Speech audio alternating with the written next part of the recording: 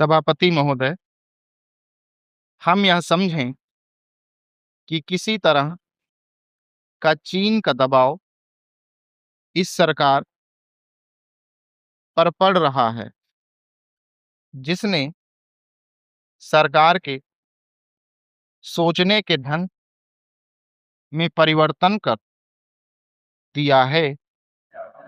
मैं गृह मंत्री से विशेष रूप से यह कहना चाहता हूं कि सरदार पटेल जिस जगह पर बैठे थे, आज आप उसी जगह पर बैठे हुए हैं और राष्ट्र की आंतरिक सुरक्षा का भार आपके कंधों पर है।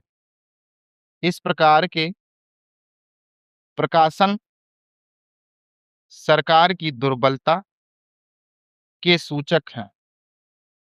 दूसरी बात, मैं सांप्रदायिक दंगों के संबंध में कहना चाहता हूं।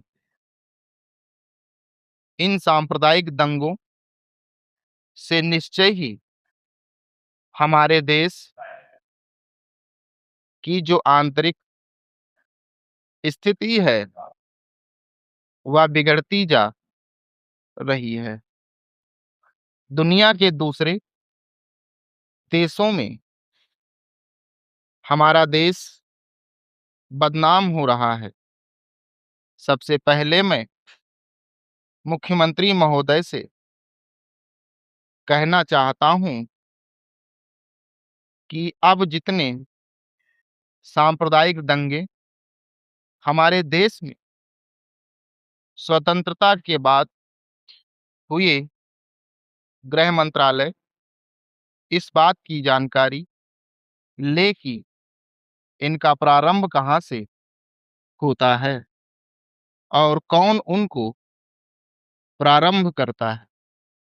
अगर इस देश का बहुमत उनको प्रारंभ करता है, तब तो मेरा कहना यह है कि बड़ी कड़ाई के साथ उन पर काबू किया जाना चाहिए। लेकिन अगर दूसरे लोगों की तरफ से प्रारंभ होता है, तो मैं समझता हूं कि उनके अंदर इतनी हिम्मत नहीं, जब वे जानते हैं कि इसका परिणाम यह होगा कि हमको और हमारे दूसरे सहयोगियों को चोट लग सकती है। फिर भी वे इसका प्रारंभ करें, तो मुझे ऐसा लगता है कि कोई तीसरी शक्ति अवश्य है, जो आज भी 5 दशकों के पश्चात हमारे सामाजिक जीवन को दुखी बनाना चाहती है। उदाहरण के लिए मैं एक ही बात कहना चाहता हूं।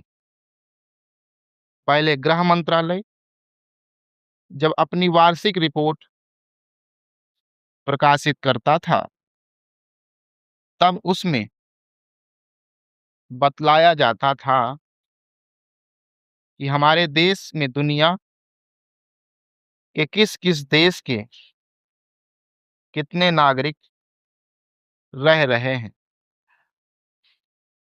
लेकिन अब शायद जानबूझकर गृह मंत्रालय ने अपनी कमी को छुपाने के लिए इन आंकड़ों को देना बंद कर दिया। लेकिन फिर भी प्रश्नों के उत्तर में कभी-कभी कुछ इस प्रकार के आंकड़े सामने आ जाते हैं